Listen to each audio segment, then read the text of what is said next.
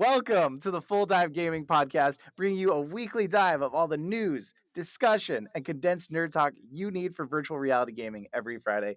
I'm Jay Bratt, your host for the night and a virtual reality YouTuber. I'm Adam Charlton, a software developer who is so tall I have to use a downsized VR avatar in order to fit in the same shot with these people. Right. And then I'm Destiny Wheeler, entrepreneur and VR enthusiast. And just for reference out there, Adam is like nearly 1.5 feet taller than Destiny. So that Yeah. is Yeah, we're that the is some extremes. height. Yeah, she's Yeah, he's short the and he's tallest and I'm tall. the shortest one. I'm like 4'11". Right? And so, of course, they so- put us right next to each other. It makes sense. It makes sense. Well, tonight we have a special guest, our associate producer, who apparently thought this was a job interview by the way he dressed. Yeah. Unfortunately, he's here. He's terrified of being on camera. But this is Ryan. Ryan, tell How's us it going, everybody? I can't do my thumbs up. How's it going? It's so good. Ryan, do you want to tell the viewers anything about yourself? Do you have any interesting factoids? I'm just a technology enthusiast, and I'm just excited to be here with you guys, taking Rip's place. Finally, Poor gonna happen Rip. eventually. Apparently, the Jonas Brothers did a pop-up concert, and Yeah. Rip is at that. That's true. so. I just got another message from him. He said he's backstage with them right now. He's sending you He's selfies. obsessed. Yeah. Well, if you haven't figured this out listening to the podcast, we're all actually sitting here in virtual reality as if we were really together in one beautiful room looking out at the ocean. So check out the YouTube channel if you want to see us in our lovely VR faces. We run the podcast in 4 sections. First, a Q&A section from our Discord and Patreon where we answer your questions. Second, a VR gaming news section. We talk about all the latest news. Third, we talk about our experience with either some of the new VR games to come out or some oldies but goldies if nothing good has come out that week. And then fourth, we run a discussion. It changes week to week. This week, we're going to be talking about that new Neuralink and its implications for gaming and VR. Last week, we covered, is VR finally approachable? Check out last week's podcast to hear all about it. So we got some questions. First one, of course, is from one of our biggest supporters, Rumbo. Rumbo asks, are locomotion games immersive? So he's talking games where you basically use thumbsticks to move around. Because he says, I don't see why they would be, since you don't really move in real life, or are normal standing only games more immersive? So I'm sure everybody has a great opinion on this. I personally think, like, yes, it can still be immersive with using thumbsticks because, I mean, games you play, Assassin's Creed or Call of Duty, you're sitting across the room from a TV and you're using thumbsticks, and it still can feel immersive. You don't have to necessarily be perfectly embodied inside of a game. It's just better for VR to really feel the immersion, but you can still be immersed. So I think it is still immersive, but when you get in a game where you've got room scale and everything is around you, you walk around the room and you move around, I do think that is another level of immersion that is way more. What does Adam think? Because I know he's been saying all day he's got an opinion. I do have opinions, but only sometimes. Only about things where I disagree with Jay, right? No, I agree. Locomotion games can definitely be immersive. I think that simulator type games where you're in some sort of cockpit tends to be the most immersive games ever. In my experience, Elite Dangerous is the most immersive I've ever been in a video game. It is the only video game where, you get done after your flight, and I honestly lean back in my chair in game and just breathe a sigh of relief and just sort of experience the atmosphere that I'm in. And so I think that sitting down cockpit type games, by far the most immersive games out there. But you're also talking about playing them with like a flight stick and stuff too, right? Like yes, I do play them with a flight stick. Yeah. So if you're playing that with like an Xbox controller, it might not be the same experience. But yeah, you play a flight sim game or you play a car racing game with the wheel, I do agree that can be crazy immersive. Right. But that's not to say that locomotion games can't be immersive, though. I mean, anyone who played Half-Life Alyx, for example, I'm sure, has been really sucked into that game. But definitely, I feel like just due to the way that your brain works with locomotion, standing games, room scale games, simulation, sitting down type games definitely have an edge over locomotion games. That's my opinion, though. Destiny, what do you think? I mean, I agree. I see what you're saying, but I think it also just depends on like what the environment is or what's going on like around you. Because there's been several games I played. Well, I guess I don't know, would the short films count? Yeah. Like the Raven, the one that I checked out last week. So that one technically is like a standing type game, but it's not as immersive as like other games I've played, even ones with locomotion. Like it's cool because you do feel like you're in the room. But since like in that one, for instance, everything's still, there's not like a bunch of movement. It's almost like kind of still feeling like I don't know, like it just didn't give me quite that feeling of like what you're talking about Hmm. since everything wasn't as like interactive. So I think also, like I said, part of it's, the environment, like what's going on versus whether or not you're moving or standing. Totally get that. Well, Ryan, what do you think? You're my sim buddy. What Yeah, do you yeah. think? That I don't think really anything can go past Sims, especially when you have the flight stick. You're really into it. You know what you're doing, and especially if you're playing with other people, it's really the best thing. I think the number one thing for me though is a shooter. Having to get behind cover. You get your heart pumping. You're going against other people. I think that really is probably the best when it comes to immersion, and that's a lot of down on the floor, getting rug burn, and Yeah. and I feel like the games like Onward and any of the ones that use the thumbsticks, I feel like that doesn't really cut down on your immersion. Um, but I feel like if I got the chance to say play in like a giant warehouse where I just could run around, that would be the ultimate version of everything that we're trying to do. And I think it's a mix of everything. It's the visual and it's the physical. I don't really, it Yeah. doesn't make a huge difference for me. Well, Yeah. there's a Same. degree of, like Destiny was saying, like if you have a game where you're walking around an actual room and stuff, but the problem is nothing's happening, you have Yeah. time to notice it doesn't look real or something's Ah, off with it. So you have the time. Where Yeah. there's a game where it's distracting you from it, or like sometimes I think action games, like you're saying, can be the most immersive because you get dropped into a battlefield and you don't have time to think about the fact that you're in a game. So people are shooting at you and you're just trying to quickly Yeah. survive. That can be really immersive because it's so frantic. You don't have time to figure out this isn't a real world, like this is fake. You're just, oh crap, I'm in a battle and I have to fight. So it's a way Yeah, to yeah. exactly. distract the person. uh Yeah, it's a little bit of a trick. Adam, you had a couple questions because of that really interesting topic you talked about last week, don't you? Yeah, apparently I'm getting some hate on my very correct opinion, by the way. Drunken Monkey asks, what monster eats noodles with a spoon? Nonstop Power asks, why on earth would you eat mac and cheese with a spoon? Because I'm right, you heathens. That's why. It is just That's more great. effective to eat mac and cheese with a spoon. That way you get all of the cheesy, buttery goodness all at once. Okay, so You could be well, giving all that calories to people in Africa, but no, you're just going to waste it. You got to be oh, eating them. you had to take it that way. No, I was gonna say, like, I was thinking about it. You could totally still get up what was left over with the fork. So once you're down to like the last noodle, stab the noodle and then use it to kind of like be a mop and like mop up the extra cheese and Mm. then eat it. And there you go. I thought about just taking some pictures of me eating mac and cheese with a spoon on the Discord just to show all you guys, and maybe I'll still do that because you obviously are still all wrong. This should be Adam's going to start an Instagram because he doesn't have one. Mm. This should be it, just pictures of your toilet paper facing the wrong direction and you eating mac and cheese the wrong way. Maybe your whole Instagram could just be like the wrong way to live life is what it could be called. That's what I was about to say. Yeah. Unpopular opinions. Yeah, perfect. Destiny, what's the other question? Somebody asked you something. So from Starsight, we have what do you guys think about Phantom Touch, cool, real, or fake? I would definitely say like it's real. I think on at least the most minor level, and I think a lot of us with animals can attest to this. But like if you're in game and like something's going on and you're about to touch something and your cat or something accidentally like rubs up against you, and it totally gives you that vibe of like being touched in like what you're seeing in game, but in real life. Like, I mean, what about you? Wrong. Oh, I'm back now.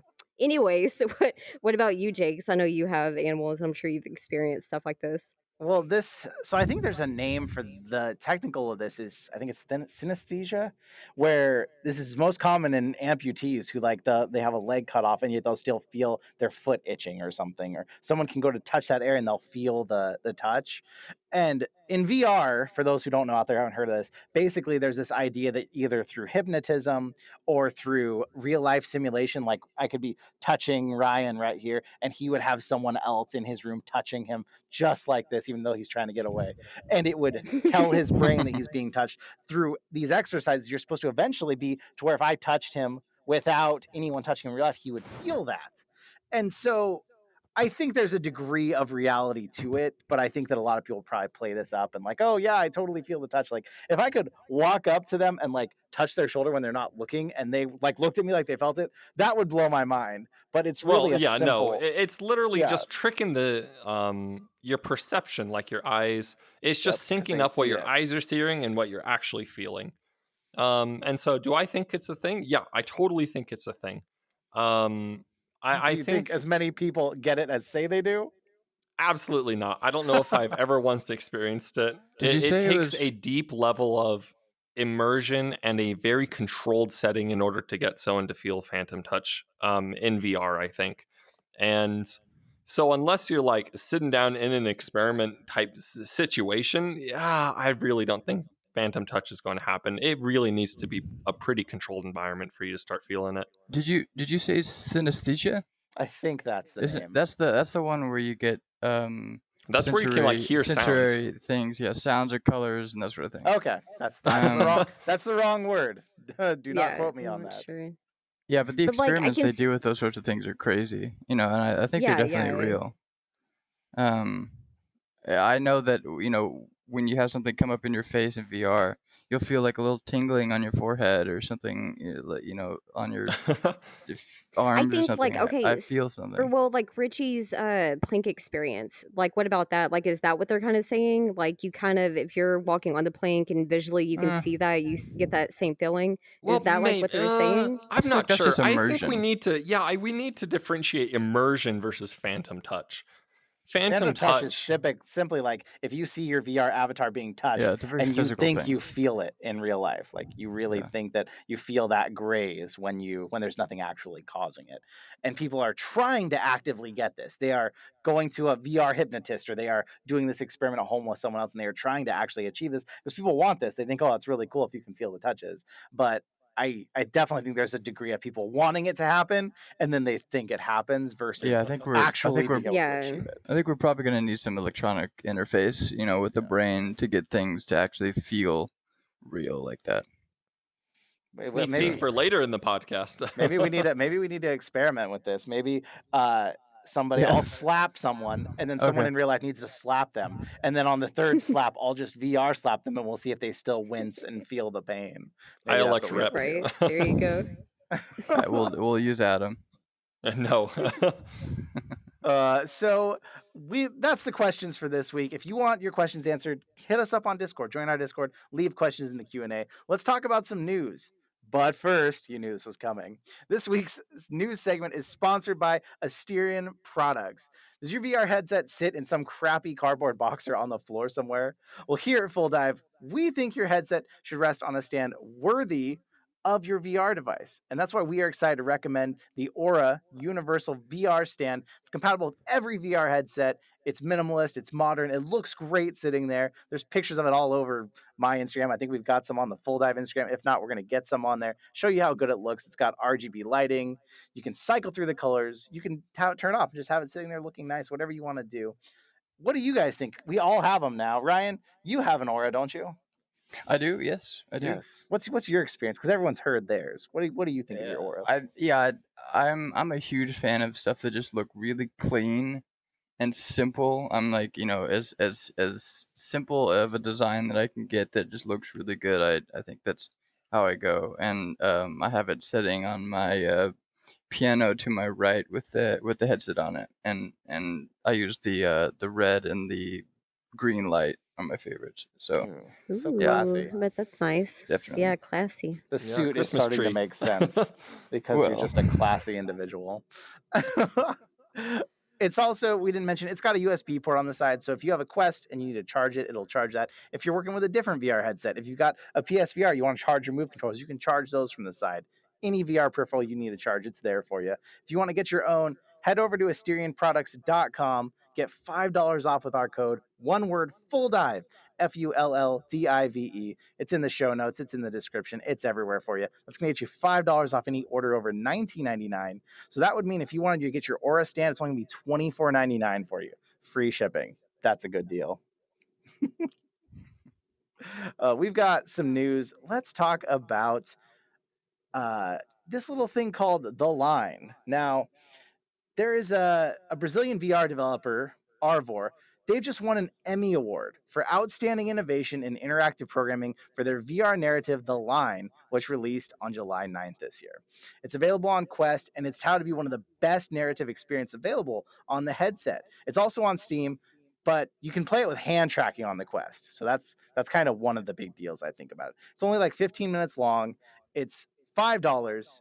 It's a story set in a scale model of 1940s Sao Paulo, and it follows this little character, Pedro. Super cute. He's a little miniature doll / newspaper delivery person. He runs the same route around the model every day, but he leaves a flower outside the house of Rosa, this girl he loves, each time. It's a very cute tale with great attention to detail. I gotta tell you guys, I was so interested in this. I was trying to find it. This thing is hard to find. You type The Line into Steam, you type The Line VR, it does not come up on Steam. You have to go dig for this thing. Has anyone here even heard of it? No. Haven't even heard of it. When you say Quest, do you mean like with the link, like PC? No. Or, I mean, what am I saying? No, like, native Quest. You know what I mean? Yep. Like, is it so? Like, in it's the on the actual Oculus Quest store. It's on there. On the Oculus store. $5. I was thinking about you when I saw this, and so I actually went through the experience today. But you were talking about the short films. So I think you would love this just to check it out. But when I don't even know how to express, but it deserved the Emmy. It's not the most amazing experience in terms of graphics or even storyline, but for some reason, the way they built the room scale, they want you to use room scale, they want you to use hand tracking, and something about that just made it such a magical little experience for me. You're using your actual hands to interact. You're crawling around your room at points. You're walking around your room, and it's a great experience. Anyone out there who's like, oh, $5, if you have a Quest, I would say it's definitely worth it. If you're getting it on Steam, I don't know if with controllers it's going to be quite the same experience, but I would say it's worth it, and it's cool to check it out. It's just a little short, but there's something about it. It takes you through the scale. So, like, I don't want to give away too many spoilers here, but it takes you through things in just such an interesting little way that I had a blast with the 15 minutes that I did it. Really, it made me almost feel a little emotional. Strangely. And Jay's heart threw 3 sizes that day. So now it is a size 3. Yeah. The Line, you guys, I would say if either you want to check it out, it's $5. You're only gonna get 15 minutes. It's only probably gonna be a one-time experience, but I think it's worth it. I've played a few of those narrative based things, both like fictional and historical, and I think they're definitely an awesome way to utilize VR. Like one of them was there was a World War II experience on the Oculus store where you're in a bomber and you're taking place of a World War II reporter that took a trip over Nazi Germany inside of a bomber, and it was crazy, and it wasn't that long, but you got to hear the old actual recordings of the people talking in the plane and how they reacted to everything, and the sounds of the explosions and everything, and just the immersion paired with the story, paired with the fact that you were sitting there safe, but this was stuff that people actually went through. So I think it's a really good way to like kind of like live history and different stories like that. Oh yeah, that would be cool for like history. It is. And a lot of people who are newer to VR haven't gotten these experiences because, like, when I had a Gear VR, this was kind of like all you did with it was this kind of stuff. And I've been through a lot of them, and The Line definitely stands out as a unique one. And the one you're talking about sounds really cool. So yeah, I definitely recommend if you're out there and you've done VR, you haven't done any of the films, the short films, that kind of stuff, check it out. It's surprisingly good. And it's nice that it's getting recognition for it too. Like the Emmys, that's a big deal. No wonder it's won the Outstanding Innovation Emmy. I mean, this is a really good new medium for showing these different experiences, way more than you can do on like on a flat screen experience. It really sucks you into it. I think that we're going to see increasing amounts of these types of things in the future just because it is such a good way to give that experience to the viewers. Yeah. I hope so. I wish Rip was here to weigh in on this because I know he's had some film experience. But one thing that's a big barrier they're saying with like the real life ones, of these not the computer ones, but like how do you have a director and and other people in a scene when it's a 360 camera and it's capturing literally everything? Like, do they edit out one corner of it? Like, what do they do to get past that barrier? Because it's not like shooting a traditional film where you're one angle or something. Like, it's really Right. different. Yeah, even in film, you do so much to draw the viewer into where you want them to see. Like, where do you want the viewer to look in, even in this one individual frame? And I think it's just a more advanced version of that. You know, like you don't want everything to be so fast that you miss it, but you want it to not linger too long. But you just really want to, like, On that balance. obviously you don't want to turn the person's view. You don't want to, because that would make people sick. But I think there's a lot of like classical filmmaking techniques that they can really apply to this. And I mean, they do things in, when it comes to directing, they, in animated films and that sort of thing, they've had to tackle a lot of those things already. So I think they can do it, and I think they can think of a lot of really cool new ways to do it as well, with like sound. Yeah. Good directional sound. Yeah. Right. Well, Ryan, Well said. a big reason we had to bring you on tonight was because of these Nvidia announcements, and you're a bit of a tech whore, right? So so tell us what's going on with Nvidia. And Nvidia just made some big moves yesterday, and I think anybody who follows like computer hardware is probably super happy. Last generation's launch of the 20 series was fairly lackluster. They put a lot of effort into technology that a lot of people didn't really want or think they needed, and wasn't implemented definitely within computers and games, both in obviously in VR because it's extremely hardware intensive, and in flat screen stuff. So But this year, this is video cards we're talking about. yeah, we're right talking now. Your video card graphics cards, but Nvidia announced on September 1st. I woke up early in the morning to watch the press conference. I was super excited. They announced the 30 series GPUs, and it's a massive jump in performance to cost for everybody. There's going to be a 3060, a 3070, 3080, and a 3090, and I'm sure a couple other additions later on. And the 3060 is probably going to come in around $299. The 3070 is going to come in around $499, and the 1080 is $699, and the 3090, for anybody who wants to buy a small car but instead decides to buy a graphics card, can pay that $1499 price tag. But when it comes to the performance, 1500. exactly, Yeah. it's crazy. But when it comes to the performance boost, last generation's cards are worthless now when it comes to price. If you can actually get the cards for $290 or for $299 and $499, then you're going to be doubling your power when it comes to the 380. You're going to be getting as good as the 2080 Ti for the 370, which is huge because I have the 2070 now, and I can run everything in VR except for my flight sims. I need more power for those flight sims because I just need a bit higher frames. I can't handle 40 to 50 frames, and then if you wanted to go to the 3060, you're pretty much going to be able to do anything you want in VR, no problem, for a reasonable amount of money when it comes to graphics cards.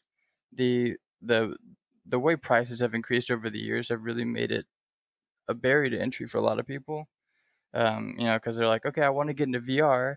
I got to buy a $500-600 headset, maybe even $1,000 headset or more, and I have to build a computer. So if you're able to get a card that's not extremely expensive, whether it be an old 20 series or a new 30 series, you're really able to build that PC that can handle your VR games without having to spend, $2,000, $1,500. I completely agree. Almost Yeah. every time we talk about what are the barriers to entry Yeah. for VR, it's like, why isn't VR mainstream? It's always that price point is the number Exactly. one Yeah. thing. Exactly. And the biggest price point on your computer is your graphics card. And so seeing these super powerful graphics cards with these huge generational leaps really coming down in price to the, it's still going to shock maybe the console players out there, but Sure. these graphics cards coming down to like in the 500 range, that's incredible. Yeah. And it's really going to pave the way for VR being more openly accepted.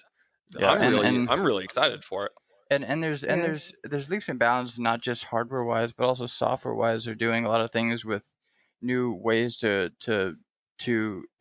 port memory and to access the software that you're using. So hopefully things continue to progress where you can really not have any bottlenecks because of other parts of your computer, and to be able to do stuff where everything just gets so fast that people are able to buy a $200 card and Yeah. not break the bank. Yeah. Yeah. So they've announced all these. Do we have a date? Do we know when these are coming out? Yes, we do. We have October for the 2070, and we have Holy crap, that's September, fast. early and mid September for the 390 and the 280, or sorry, and the 380. The 260 is technically rumored, but it usually always comes out for a lower price point, and so that'll come out sometime in the future probably. It's currently not announced. But yeah, they come out really soon. It's kind of like an Apple release schedule. They announce it, and then within 2 to 3 weeks, stuff is out. So the first cards getting released are obviously the Founders editions, which are hopefully going to be close to MSRP. And then after that, we'll get third party making cards, which is usually what I go for. I usually go for a third party card. Just because you can either get more performance or better cooling or better prices or so on. So yeah, but real soon. Obviously, it's going to be a very competitive market. It was with the 20 series, so realistically, I'm not looking to probably upgrade until spring. Just because of availability and price and that sort of thing. Well, that brings up a good question because we've got people on the Discord who are about to buy their first PC to get into VR. Wait. What if I had $1,000 right now? Now Wait. what happens? Unless if it's not gonna drive you crazy that you could that you could get a massive boost of performance by waiting maybe 6 months like hopefully 6 months max, then wait, because it's just I just I couldn't recommend anybody buying a 20 series card unless they're getting it for a third of the price that it MSRP is for, or you're getting a used card. So yeah, wait is probably my recommendation. So if you had a 2070, you should have sold it 2 days ago because you're probably Oh, no. I mean, I have mine. I have a friend that actually just bought one Oh no. a month ago, and he's gonna try to get rid of it. But check the return policy. Right? Yeah. Right. Yeah. Well, thank you. Basically, new graphics cards are always good news. It's good for everybody. Yeah, it's good for all of us, but it also means if you were really trying to get that budget PC, when these launch, we might see the current graphics cards, which we use right now in VR. They're still great. You might be able to get a good Way steal down. of a deal on one too. So watch for those. Yeah, so good news for everyone out there. And it depends on your use case. You gotta really figure out what you want to play. If you're trying to do Sims, you probably know that you're gonna need more performance. If you're just trying to do more, onward, VR chat, those sorts of experiences and things around those, you don't have to spend a lot of money nowadays, especially, which is good. So yeah. Nice. We've got more news of Destiny. You want to tell us what's happening with Facebook? Oh, yeah. Let's talk about the lovely update with Facebook. So basically, Facebook Horizons is going to be like real life interaction where everything was recorded and monitored. Yay. So, This is like so weird. Okay, so basically, all the users in Horizon are involuntarily going to be recording each other on a rolling basis. This recording is stored on the headset itself. If one user reports another, the recording may be sent to Facebook to check out to check the rule for violations. The company says that the recording will be deleted once the report is concluded. That's super creepy.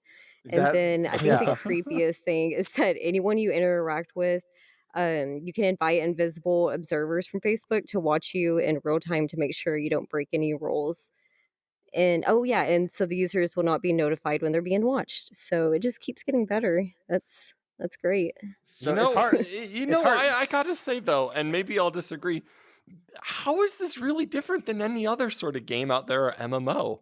It's like anything you do online is normally being observed anyway. If you're in, say, World of Warcraft, which is, Facebook Horizons is basically like an MMO. Everything you do can be recorded anyway, and you can be restricted and hit for rule violations for anything. I really don't see how this is all that different. The only creepy part about it is that how much more VR feels like real life. And so when it Yeah. feels like you're being recorded in VR, it kind of feels like an invasion of your real life privacy. But Yeah. I don't know. For me, maybe you guys will have some different thoughts, but it doesn't feel like that big of a deal to me. Well, to any listeners who aren't caught up on the podcast or haven't been watching VR news, Facebook Horizons is basically going to be what Facebook was trying to make a VR oasis, like in Ready Player One. Basically, a hub where everyone hangs out. They do social stuff. They go play games. This is basically news telling us you're constantly going to be monitored. And that was my first question, Adam. I was going to say, because I know people get banned in Rec Room all the time for being inappropriate. And I'm like, well, how do they know they actually did it? Are all these other companies already doing this and it's buried in their terms of service and we're just freaking out because they actually told us they're going to do it? Like, is this commonplace in games? I don't know. But if it is, we may be dealing with this already, and this may not be the big deal it sounds like. Just the way they worded it sounded kind of creepy. Yes. Yeah. So That's the very only Facebookish. singular creepy thing about this, sorry for interrupting, Destiny. You can No, continue. no, no. You're fine. No, you're fine. So I'm rereading over the actual news posting. The really creepy thing that they have, though, is that everyone is involuntarily recording each other. So your own headset is constantly being recorded, which means that it's not just a game thing. It can be, if it's stored on the headset, it is a hardware thing, meaning that they can record you in any game you play, not just Horizons. And that's where it goes kind of from, Yeah. oh, this is typical MMO stuff to like, okay, this is dystopian North Korea. Yeah. Okay, that is true. That is Imagine, strange. imagine all the people in VR chat being recorded all the time. Right? Like, Yeah. Right? I We could mean, be recording right now. We would never know. exactly. Not with like an we have like invisible 4 cameras observer. on us right now or anything, but Yeah. It's just, and yeah. Did we have a discussion, or did you guys talk about eye tracking? Right? You talked about eye tracking. I believe we we did in a touched we I think previous we touched on topic, it. did. yeah. And the Yeah. security, Didn't some of go the into security depth. concerns around that. I think it's it's another example of big tech and invasion of privacy. Unfortunately, I think it's just going to get worse, and we're just going to get more used to it. Yeah, I mean, we already experience it on our phones. I mean, everything we look at, everything we say can technically be recorded. So, and probably is. So, Yeah, and so this is where Facebook is really using their Oculus Link, where soon on Oculus devices, it could well be that no matter what software you use, what applications you're in, you're going to start getting recorded soon, and that is kind of creepy. That's kind of Yeah. terrible. you're going to be able to use it like if it's so. We also got to look into this from the perspective that they're going to be connecting all of the Oculus system to Facebook. So obviously, this is data collection for advertising on Facebook, for probably like liability stuff, where it doesn't become a platform Right. that people can like plan stuff or do bad things in. Yeah. So I think it's just their whole network that if you're in, and you got to kind of get used to it or get out. Yeah, they're definitely trying to take it in that direction. But I guess that's what makes it like so much more weird versus like other people or other games already using that, like Facebook, like they're so extra weird about stuff that like you have no idea like what they're trying to do with it, you know? Because like, and Well, I know other games like in alt space, like they're using. I don't like with them. I don't think they're actually like recording and doing stuff like this per se. Like I know how they monitor and they can ban people is like they'll have actual people who are designated as the monitor in a room with you that like if they hear you cussing or misbehaving, you know, they Yeah. can like, you know, talk to you or whatever, get onto you, but not like this. Like that's I don't Yeah. know. well, the main problem with this is that there's a difference between software recording and hardware recording. Yeah. So normally, if you're, say, in an MMO, World of Warcraft, just because it's easy, there's server recordings, there's server actions, and they look through the server logs to see if anything But your happened. computer isn't. Right, but your computer Yeah. isn't. This is the equivalent of like Blizzard is using and saving the recording footage on your computer and then accessing your computer to retrieve that footage. It's a backdoor This to is where anything, it's really. creepy because that recording doesn't extend just to Horizons. It can extend to any game you play. And they're probably not going to care about what your high score in Beat Saber is. They can look through any recording of any application, any game, any software, any entertainment videos that you're watching, any of that. They're recording you. They can record you and look it up later. And that is deeply disturbing. They're going to get to know you Yeah. really well. For Really anyone well. out there, if you don't have a friend, you have one in Facebook now because they're going to know you better Right. than anyone else does. In It's life. not Mark my Zucker- personal FBI agent, right? It's my personal Facebook guy that's watching Just over Mark me. Zuckerberg laying back in a nice chair with just TV screens with people in VR goggles. Right? Mhm. It's like my two guardian angels. I got the FBI agent on Yeah. one shoulder and the Facebook on the other. Well protected. They'll Yeah. always be there. As scary as it sounds, I will tell you from having a bit of experience in doing surveillance work, it is the most boring thing ever, though. So, will you be able to be watched and monitored? Yes. Is anyone actually going to be watching you all the time to see what you Yeah. do? Well, no. No, it's freaking boring to watch people. Like it is so hard to like scroll through security footage and like wait for something to Right. happen because the moment it happened was such a small point in time and everything else was just so boring. Yeah, but And it's just that's the more- where, software really comes into big play because I deal without my real life job sifting through giant tons of, huge data sets looking for interesting things. Where with software, they can easily scan through everything. Oh, hey, what did they look at? Did they show a little bit more attention to that on their recording and then start targeting advertising to you? And that is creepy. Mm. Oh. Yeah. Big data. Big man. data. Well, some good news if you're wanting to get a Facebook headset. Index. There I don't know why you is- would after that last one, but if you do. If you're just with us now, let's talk about finding out some good news. So there was a potential leak this last week. So a premature Walmart product listing popped up on the site that may actually point to the price and internal storage options for the highly rumored Oculus Quest 2 or Oculus Quest Lite, whatever it's going to be called. Walmart had a mystery Oculus headset listed pop up that was called the Oculus Point Reyes. The listing specified two different models you can get, a 64 gigabyte model for $299 and a 256 gigabyte model for $399. So if these are actual It's prices, unbelievable pricing. yeah, that's crazy low pricing. If this That's is weird. real, that would be a big drop because right now the Oculus Quest, the 64 gig model, costs $400. So you could be getting a 256 gigabyte one, or if you wanted that 128, it was 500. So what do you guys think? Let's just jump into this because this is exciting and crazy, and who knows what this means. What do you think? It's kind of confusing. So like then I wonder what actual upgrades are being made for them to be, that much cheaper. Like are they actually going backwards? Like that just doesn't make sense to me. The price drop. It actually makes a little bit more sense to me. So I used to work at Best Buy, and a little bit of trade secrets here, but but Best Buy actually sells computers under what they're worth. And so if you want a good deal on a computer, actually go to Best Buy because they actually sell them almost at cost or a little under cost because they want you on their platform. Then once you get into Best Buy, you buy the computer, then you buy all the accessories. And that's what Facebook is doing here. Facebook on this pricing, $300 and $400, is so unbelievably cheap.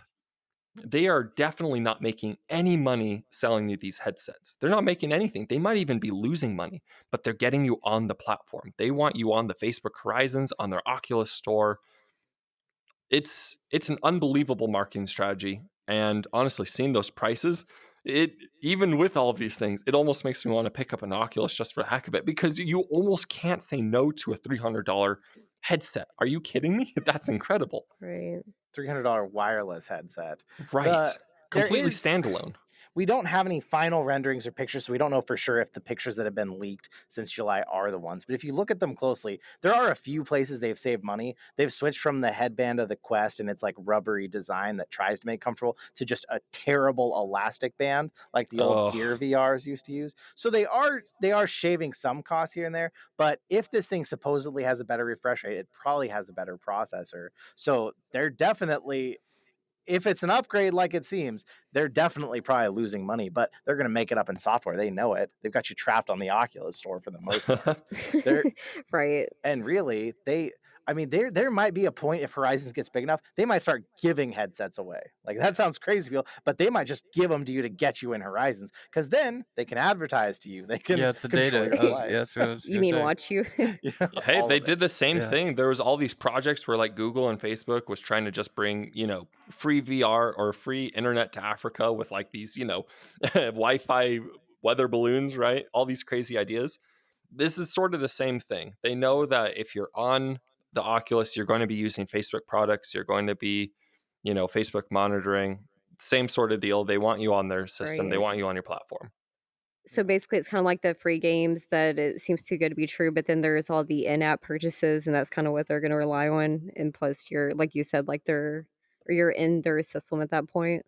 They're creating a monopoly. Is what they're creating a monopoly within their system. Like if they can get you in their platform, then they can advertise to you externally. They can have all your VR in-app purchases go through them. They can have anybody who's a VR developer have to go through them too, if not exclusively, at least bare minimum have to be with them and somebody else.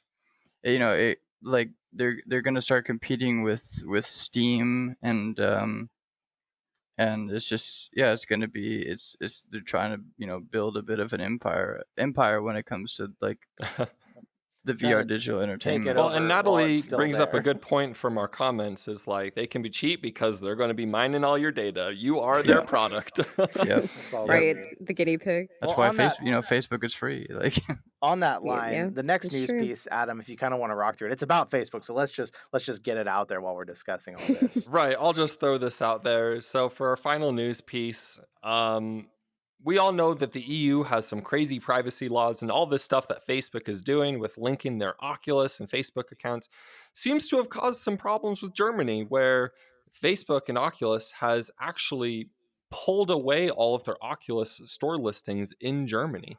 So if you're in Germany, you can buy it in the store, and that's it. There is no more being shipped to Germany for a while until we get this resolved. So we know that the EU has some privacy laws about coupling where, if you wanted to sign up for Oculus, you have to do so through Facebook. And the EU really doesn't like things like that. So whether this is a temporary thing or permanent remains to be seen. But for now, Facebook, it's not just maybe causing some worries for us gamers, but legal things too in Europe. So will this change their mind? Probably not. But it's causing some hurdles in the meantime. If a lot more countries jump on this too, and it starts happening, maybe they'll rethink some of these plans of theirs. Hopefully, maybe they'll go away. No. I feel like it was also Germany that had a case sort of recently with Apple. I think it was when it comes to like the Epic, the like stuff surrounding stuff similar to how the situation, the legal situation going on between that's Epic. Still a big case. That's like an ongoing thing right now. Exactly. So some of those European countries are kind of leading when it comes to the advocating for the consumer and trying to cut down on the monopoly of data that these very few companies have. Well, what a Good for surprise that them. Europe might actually do something when America's just going to chase the money. Yeah, right.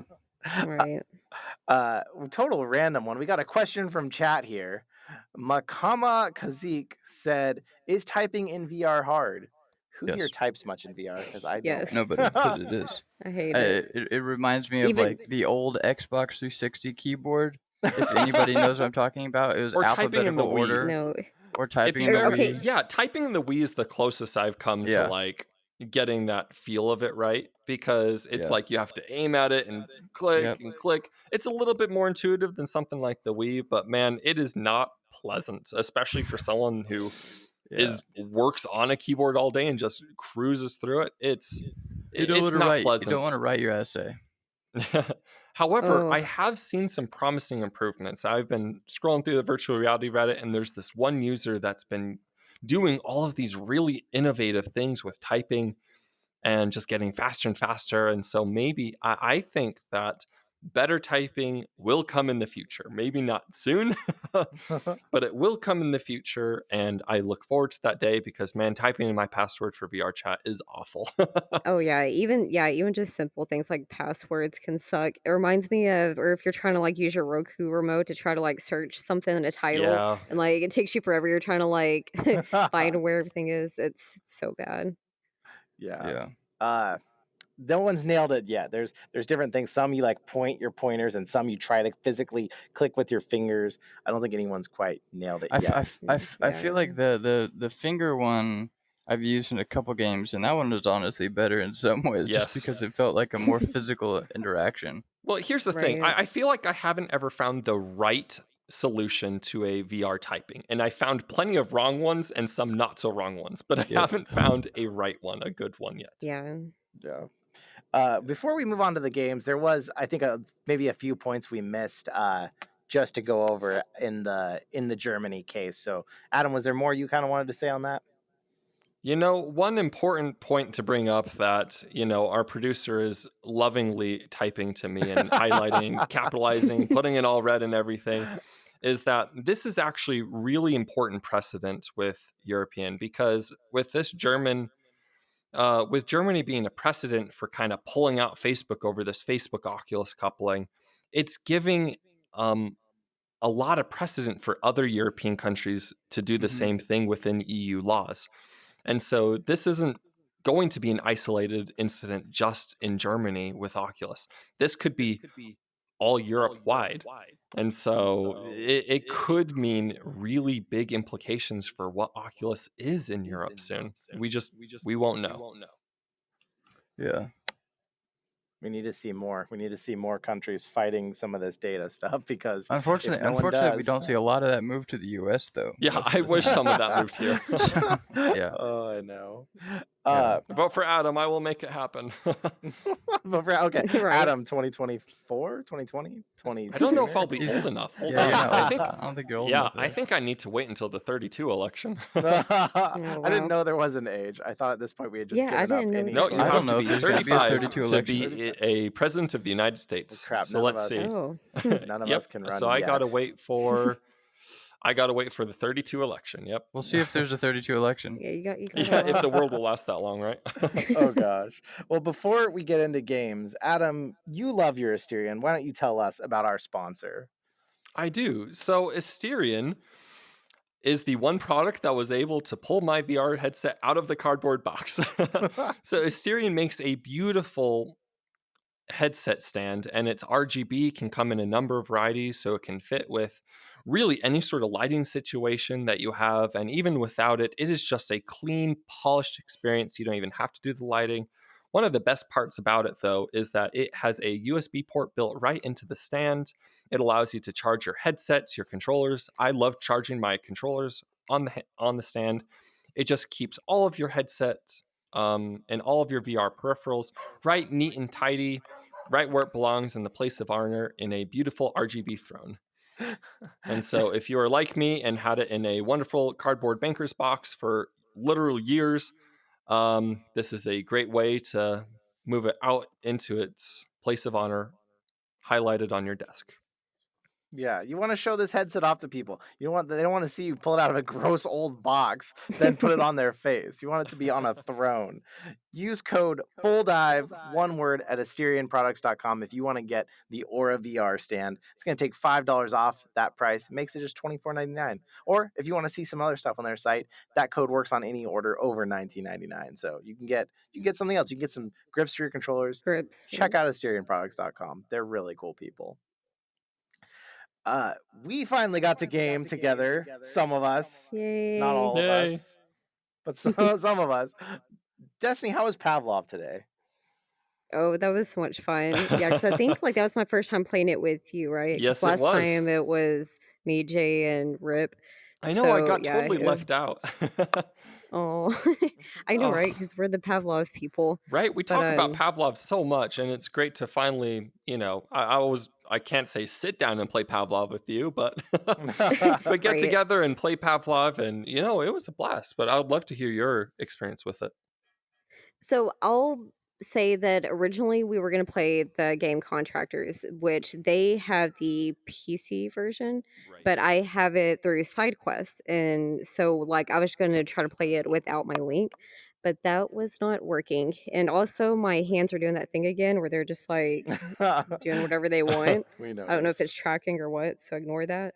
But anyways, um, and so yeah, I found out that apparently it is not crossplay. We think Ugh. when I'm trying to use it with SideQuest versus with them on the PC version. So, anyways, with the link, I do have Pavlov with it and without, and since they have the PC, we played it with the link. So we finally got to play together, and it was totally worth it. Like I said, even though Contractors didn't work out. Yeah, we just played random game modes. We didn't take it seriously at all, which I now know is the way to play Pavlov. You take it seriously Yes. and you get frustrated. No, just Yes. have fun. Run around, shoot each other for no reason. Warning to the parents and children out there. I don't remember if this is a new update, but man, the gore level has changed a bit in the game. Oh, it is definitely Oh, yeah. enhanced. Yeah, Yeah. They brought up the gore level a little bit when they brought their anti-material rifle, and now this rifle, literally in game, it can tear you in half. Quite Yeah. Sounds like that would do it. literally. Oh yeah. There was missing limbs and everything, and that's another thing with the Quest version. They used to have the gore, but they actually got rid of that Oh, unless there was another update. So yeah, that's why it was very interesting to see all that gore being brought back on the PC version. But that's honestly part of the fun. I know it's weird to say, but it's kind of the fun part of Pavlov. So because a lot of people were really disappointed when they did take the gore away. But I mean, it's a little bit less kid friendly, but hey, it's Pavlov. I mean, every kids are time I playing come Mortal back to Kombat. Pavlov, I'm sorry, Jay. No, what were you kids are gonna say? playing Mortal Kombat. They've seen it. Go ahead.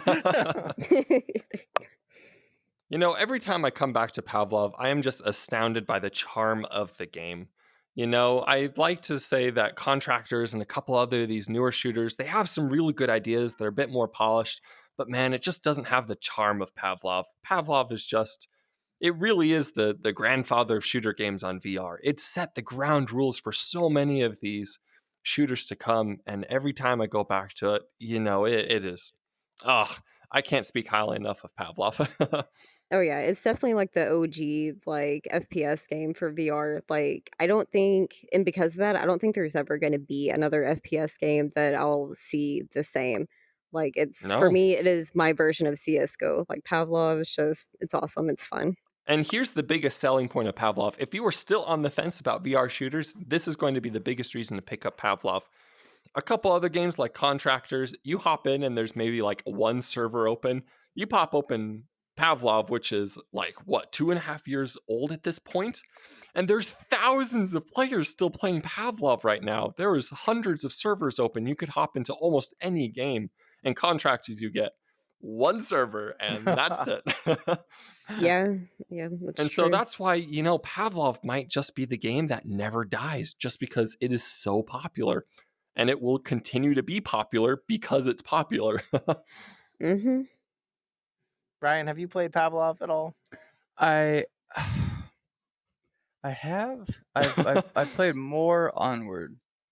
Because you're more But in I the have- sim. Pavlov is not really the military Yeah. sim. Yeah. I have played Pavlov, and I know that it is a lot of fun.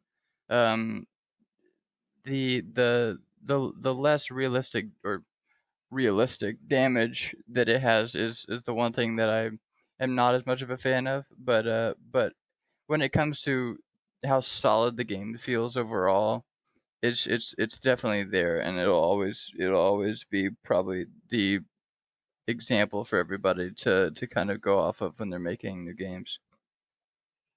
But I definitely think there can be a new one in the future that people can make that'll bring kind of everything. If they had a hardcore mode in Pavlov or something like that, which maybe I'm totally ignorant and they do, but then I would definitely probably be more open to playing that more often. Do you mean yeah. hardcore as in like a more punishing damage model or something like that? Primarily that, yeah. Okay, yeah.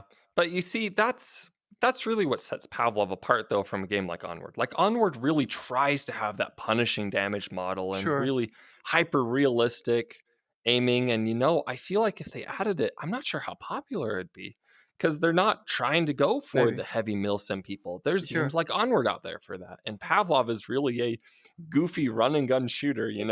I feel like Yeah. Pavlov's maps are in some cases a bit better than Onward, I think, though. So I think it's just about availability. I don't see why not to add it. It's not that hard to add something like that. Most Yeah. flat screen shooters have that.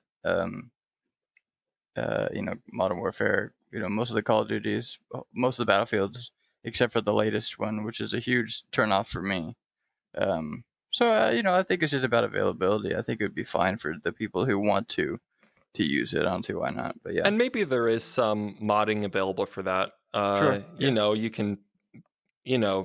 You can mod in so that whenever you take a shot, an op comes out of nowhere and just wipes you out. Right. Right? Yeah, they mod the crap out of that game, so I wouldn't be surprised if there was. Oh And yeah. honestly, I think like my biggest downside for it, the main thing I would like to see fixed, which I know is not going to happen, the developers have already said that they're not planning on doing this, but I do wish it was crossplay. Like that would be really fun. Yeah. But We it saw is how what it that is. went with Onward.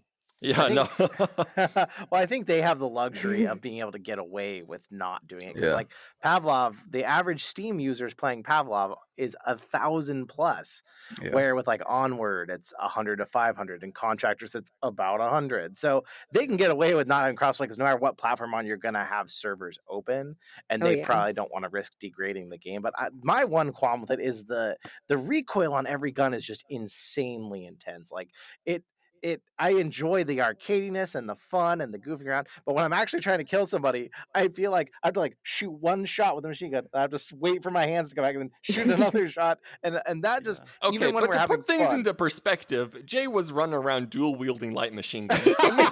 So maybe you're not the best example of how recoil should be It was working. not with those Right? guns that it drives me Got these crazy. shotguns. Look at all this recoil. That was a symptom of the fact that I hated the recoil. I was like, well, if I get a shotgun in each hand, I'm going to be able to kill them in one shot with both shotguns rather than holding it and still having it bounce all over the place. So it is a fun game. I wish the recoil was a little less insane because it doesn't quite feel realistic to the experience, and it makes it hard to kill people. Especially with the I do damage have it. model. Huh? Especially with the damage model. Yeah. You gotta really shoot them a couple of times. I know I came up to somebody with 2 pistols and put them to their head and shot, and they didn't die. I was like, okay, come on, that should have killed. Has anyone here ever played Doom VFR? Mm-mm. I played Doom. Okay, But so not VFR. I finally went back. You can probably figure out what VFR stands for if you know VR stands for virtual reality, and if you know the BFG in Doom stands for big something gun, you can figure out what the F is. I finally went back. I played this once when it launched, and it was glitchy and it was messy and it just didn't work. And I was like, okay, this is not Doom. I don't want to play this. Well, this last week I was like, I'm gonna give it one more chance. I played it on PSVR. I got my aim controller out, the 2-handed gun controller PSVR, and I actually had a blast this time. It worked. There's still some really janky things. You have like your grenade launcher, which is in your other hand, just sticks out of your face all the time, and drives me crazy. It's based on the whole Doom series. So if you haven't played Doom before, it's a first-person shooter. It's intensely gory. It's intensely violent. Hard heavy metal rock music is playing during the crazy scenes, and you're running around fighting off hordes of demons that are trying to invade Earth, and that's really it. There may be a plot, but you don't know what it is. You're just killing demons as they come at you. Basically, you are the boss fight for the demons when you're running around. So for those of you who have played Doom, what about VFR kept you out of it? What made you not play it? Well, so I loved the original Doom game.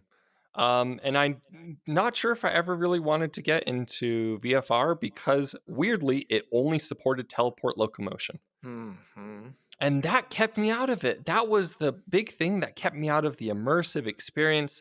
A lot of these other games, like, Pavlov or Half-Life Alyx, they offer smooth movement, which after having getting your VR legs and motion sickness isn't that big of a concern.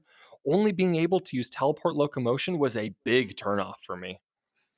I remember seeing the trailer of it and thinking the same thing back when they announced it. I was like, sounds cool. I was never a huge Doom fan, but I was looking for shooter things in VR. And I was like, it sounds cool, but I'm not a huge fan of that way to get around. I think that's the same for me. Same for me for sure. It is crazy. So to all my PSVR fans out there, if you have this game on PSVR, it has full locomotion. Oh, no. But only on the Classic. PSVR. Why? Oh, wow. Why would they make that decision? I do not know. Because they alienated the PC people who were sick of teleportation, and it works really well with the smooth locomotion. Really? Oh, that just makes me so sad. Oh, no, we got to stop talking about this. I'm going to have an aneurysm. Because if Doom VFR actually did have smooth locomotion, I would be, roaring through that entire campaign probably right after this podcast, because it just seems like so much fun. In the meantime, I just have to soothe myself by modding pistols or something into Blade and Sorcery, right? There you go. Yeah. I don't know. It was a weird decision of theirs, but for those of you out there who have been on the fence, if you have it on PSVR and you can get it on sale, I would say check it out now. Now that things are working, it actually was worth the experience. If you're on PC, I don't love teleporting. I don't know why they never changed that. That was a huge loss to me. So Patch it in. yeah, come on, Bethesda. Bethesda. Don't get me. No, if it's Bethesda, someone could maybe make a mod for it, Yeah. I hope so. You guys played. I don't even know what this is. What is DCS? DCS is I think it's. I would probably describe it as the most magical experience ever you could probably have, right? You see, I don't know if I would describe it as that. So DCS, if you got your flight sims, there's a couple of different layers, right? So you got your, your War Thunders, which is pretty arcadey sort of sim flyer. So let's back it up. So DCS is a mil sim plane simulator. And Digital combat simulator. It is aviation combat simulator. And so it works really well with VR. You have fully modded cockpits. You can actually look at all of your instrumentation. In fact, I think you have to in many of the game modes. Yeah. You do. But it is just so detailed and in-depth that I don't know, maybe you really enjoy this, but I prefer a little bit more arcadey type of play, and it was just way too specific with everything. It's one of those things where I had every single button on my keyboard mapped to something. It was just a terrible experience. Well, see, that's where you have it wrong. See, what you need to do is you need to actually learn how to click every button inside the cockpit. That's what you got to do. You gotta know how to fly the plane, really. If anyone wants to pick up this game, I want you to just Google the inside of an F-15 fighter jet. And then imagine learning every single one of those 10,000 buttons you see in front of you, and you will have come halfway to learning how to play DCS. No, but it's super rewarding, especially if you're into aviation, if you're into any military aviation for, Britain, US, France, and Russia, and it's the opportunity to learn how to, especially with the addition of VR, which they've had for a while, but is starting to increase in its like compatibility with other people's systems. They're doing some updates actually, hopefully in the near future, 6 months maybe, that will hopefully up the performance in VR massively, letting more people do it. Because right now, if you're doing in VR, it's taxing on your system. But it's a super rewarding experience to learn how to, start up your plane, function the radar, the weapon systems, communication, the radio. I've learned so much about both the planes themselves and aviation in general, and the tactics used, which are incredibly complicated. Um, and it's a lot of fun. I have the F-18, the 15, the 16, and the A-10, and I know how to fly all of them. And and and it's so, your relaxing jump into War Thunder is, it's almost equally as relaxing for me to jump into this once you know how to do it. Once you know, like, okay, this is what I gotta do, these things here and do that there, and then take off and do those things there, Yeah, you and see, every time people like you talk about DCS to me, though, it always seems like some sort of perverse, Stockholm syndrome sort of thing, no, where you put so much time into learning how to do it. You spend so much time with this thing that your mind just tricks yourself into having fun with it. It's Well, like, what is that? I, What is I that love flying principle? planes, The diminishing, not like it's not diminishing returns, but it's like you put so much sunk cost time. fallacy. You yeah, put yeah, so Yeah. much time yeah. into something that you have to keep going. No, I mean, yeah, I I feel think like I'm seeing it through.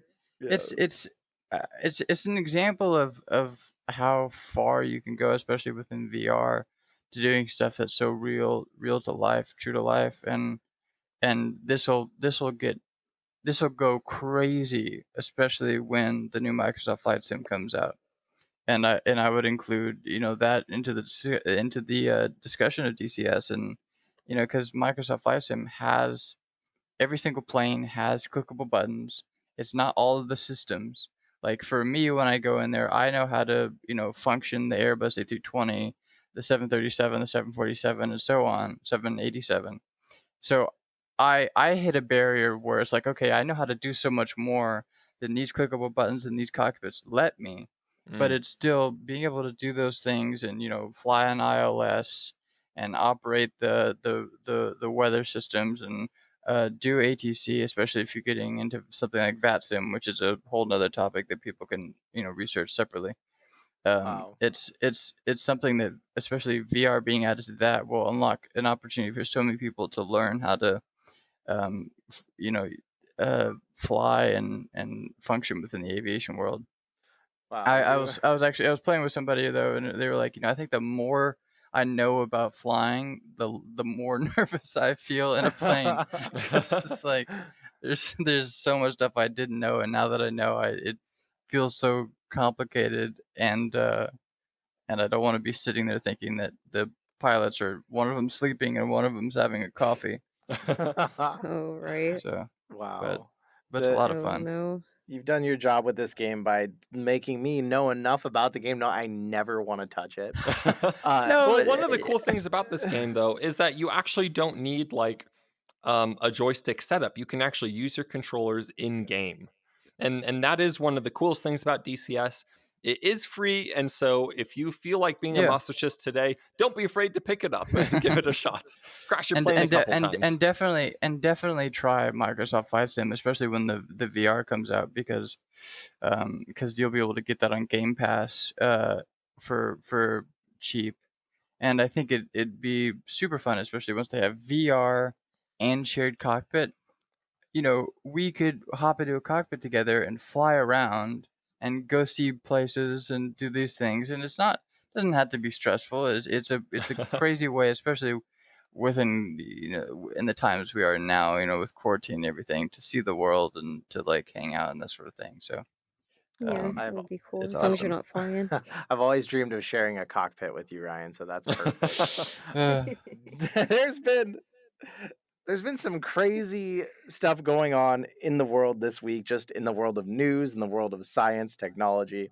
So it's likely you've heard about this, you've seen the video, you know something about Elon Musk's company Neuralink. Yeah, and They there's something about a pig thrown in there. Yeah, Yep, yep. I'm sure you've seen something about it. I've only seen the You've at least memes. seen a headline, and you were like, "What is this going on about?" I've never thought that I would see Elon Musk and something about neurons and a pig all in the same sentence, right? It's like a bad Black Mirror episode. Exactly. So on Friday, they unveiled a coin-sized prototype of a brain implant developed by Elon Musk's startup Neuralink to enable people who are paralyzed to operate smartphones and robotic limbs with their thoughts. Whoa. Just that sentence right there is like the implant. Okay. Basically, it said the company had worked to dramatically simplify the device since presenting an earlier version last summer. So if you didn't catch the video, there's a 1 minute quick one you can see that shows that there's this pig that has one of these implanted into it, and they are able to translate from its brain what its body is doing in motion, and are hoping to use this information to then take these implants and put it in someone who's like a quadriplegic. They can't move at all. And they would be able to control a phone, play a game, use these implants. And even as I'm saying that, I keep saying that word, it's freaking me out personally. But to unlock this whole side of life that they've completely missed out on. What did you guys think of this news? This is just mind blowing to me. I watched the presentation when they launched the company, and I've been sort of keeping up with a lot of this, and it's the progress they're making is crazy. The project, they've made so much progress with SpaceX, and they're doing the same thing with this, and I think it's going to open up so many doors within the medical community before it gets to more consumer or like Yeah, for sure. ultra rich consumer applications, and it's it does sound scary, the whole implant thing, but they have a similar thing now, or a very rudimentary versions of it, where it's the netting that goes on your head that you can wear, and you can control a prosthetic arm and that sort of thing, and basic movements, and or like fly a small drone with your brain signals and that sort of thing. So it's just being able to tap in physically to your brain and get a more pure, um, less noisy signal allows you to do so much more and have so much more detail. Um, I think that it's gonna have the potential to get really scary, but it also has the potential to improve the lives of a lot of people. Well, And also sure, but download brains. I don't doubt that this is going to benefit people like paraplegics who will be able to, move around and control prosthetic limbs with incredible precision. But for gaming, for people like me, it's like, sure, I almost don't care how good the technology is at this point. I'm not going to It's let not anyone worth- come over and Yeah. like peel back a part of my skull and stick something in my brain, you know? The little tiny It's like wires. You don't want I that? like my skull the way it is. Yeah, I hope maybe they'll have a less invasive method that can be applied to gaming. Just like something you put on your head, or yeah, I don't know, but And that's that's what other the ultimate companies. dream. Yeah, and that's what other companies are coming up with. Where HTC, hey, these guys keep popping up again in our news sources in the most unlikely of places. HTC Right. is popping up again with HTC Neural. Neurable. Yeah, I had to reread that. I have it written down in sort of like my prompt just so I could remember it, and I only realize now that I've never said it out loud. The HTC Yeah. Neurable, it doesn't require any implants, just kind of sits on your head, and it's able to do something similar where it's reading your different the neuron messages that are going through your body to your limbs, and you don't need to peel back your skull like an onion. So that's that's a plus. More of the R&D has gone into the hardware, not the name, obviously. Yeah. They Yeah, they try to put neurons and able together, but Yeah. Or if you neurons watch and wearable. yeah, if you We're- watch we're- the we're- video, people Yeah. people have this thing on their head, and it looks like the things we saw in Lawnmower Man, where you were terrified of the VR future. It's got all these like not electrodes, but these like pucks that are all over your head, and the person can actually think about the remote control car that they see or the model airplane in the game and move it by thinking about it in their mind. Mm-hmm. And everyone in these videos that's tried it is just like blown away. They say this is like the best thing they've ever seen in VR. And I would definitely try that right now if I had the opportunity. Oh, me too. Implanting something, Oh, yeah. I'm in the same boat. I'm pretty terrified, but You, I think you can buy the drone ones. Where you get a little drone and you get a little thing you put on your head and you make it go up and down, that sort of thing. There's basic versions of it you can get. No, weird. You see, the number one thing that I would want with this Neurable type of stuff, though, is to play an actual Jedi simulator. Can you imagine how cool that would be? Yeah. You know, we got a lot of sort of the Force type interactions with Half-Life Alyx and things like that, but being able to just think about it, it's like, I want that, can of Coke to fly into that guy's face and it'll happen, would be the coolest thing I've ever done. Just put me back in Vader Immortal with one of these on. Right? Destiny, you're being kind of quiet over there. What are your thoughts on some of this? I honestly, a lot of this is over my head. I'm not even gonna lie. I feel like, from what I can understand, I'm very in between. Like, I can see where it could benefit, like you said, the medical community, but at the same time, it could be kind of weird. I feel like it's almost kind of like the Facebook thing. Like, as long as the intentions are good, then there could be good benefits. You don't trust Elon Musk? It could go in a weird way. Wait, you're saying that you don't want Facebook access to your thoughts? What? I know, isn't that weird? No, but I don't know. I'm in the middle, but it's cool. It's awesome. I mean, it is definitely like stuff that like I never really saw coming. Yeah, I think where things can start to get different for all of this is when you're not trying to take information from the brain, you're trying to put information into the brain. No, that's scary. So like sensory things, or total immersion things, that sort of stuff. You're gonna need to have, I think, something that's probably gonna be more invasive, to be like, okay, I feel this water on my hands in this VR experience. Right. So let's be very clear with what the with what Neuralink is and what it isn't. So right now, the Neuralink is simply detecting neuron output. So it is reading symbols that are signals that come from your brain that say, for example, tell my arm to move. It is just simply reading those and translating those to the computer. So what Ryan is talking about is neuron input. And that's where it can get really creepy, where it will hijack the signals that normally come from your eye to your brain and kind of put a stopper in there and put different stuff in there. And that's where things can get real scary for me. Imagine doing like a sensory deprivation tank. But while you're doing that, you go into this whole other world because they're able to pipe in the data that your brain needs to experience things. And see, right at this point is right when we go straight to the dystopian future. The Matrix. Because that's Matrix level stuff, right? Like, this is taking it from like, oh, hey, look, I can be a Jedi, to like, man, these robots are stealing my thoughts, Yeah. Well, and for those of you out there who are hearing about this and wondering, like, have they mentioned gaming? Is this a thing? Well, actually, Neuralink has said in the long run, the company is 100% certain that brain interface devices like Link will be used in gaming. So they are thinking about this already. This isn't just us hypothesizing and making some crazy link here. They're actually considering the future of this. But in the meantime, what they're saying is this could not only help someone move their arm that hasn't been able to, or this could cure. Basically, they're touting any disease of the brain, of the mind. This could cure memory loss. This could actually help fix that once the technology is developed far enough. So I've listened to him talking about the stages that they want to go. They want to be able to help movement. They want to be able to help Alzheimer's. Those the increasing complexity of medical issues that you can help with these sorts of things.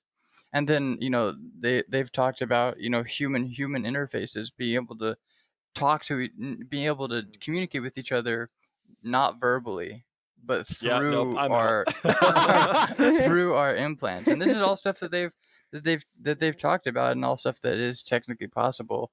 And it's just, as things progress, we'll see how far they go, and the privacy concerns that we'll have to address as things go. And yeah, it's definitely going to be crazy, and it's not Right. going to be as long as we think.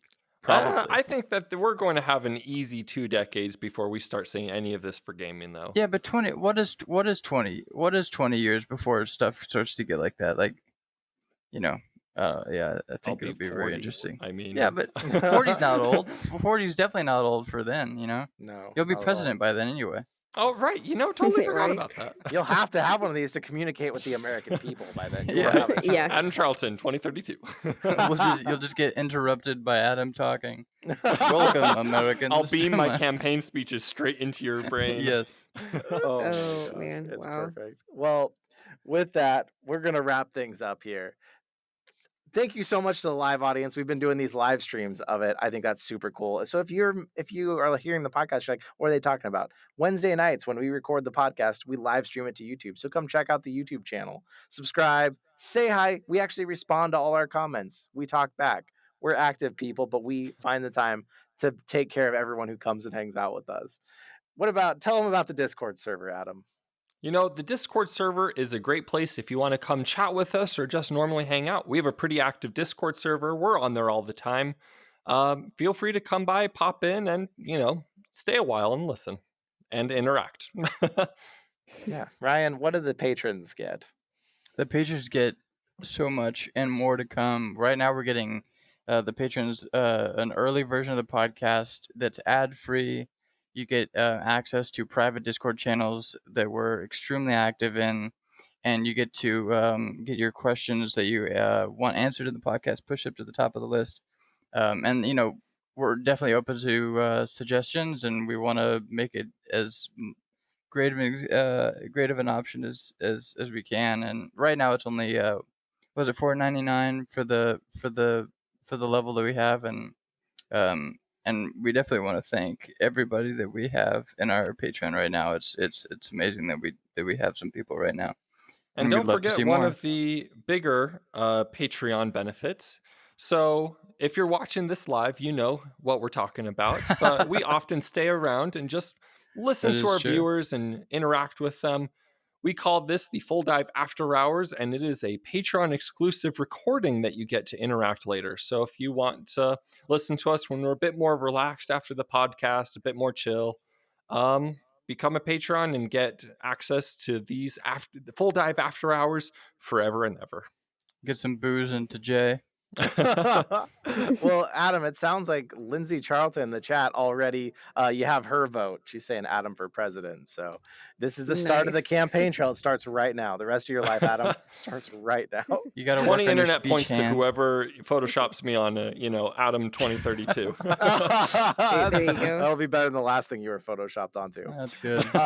If you're listening to us, we're all over the place. iTunes, Google, Spotify, wherever. If you're listening, consider watching us on YouTube. If you're watching us on YouTube, but you think, oh, I'm missing episodes, I can't keep up all the time, check us out on one of our many sites we're on. Hang out with us. We're all over the place now. It's pretty amazing. Everywhere. Audience, thank you so much for being here tonight and hanging out with us. We're gonna say bye from the podcast, and then we're gonna go to the after hours. So if you're here for the stream, we're gonna hang out with you. But bye, everybody. Bye, podcast for the week. Bye. Bye.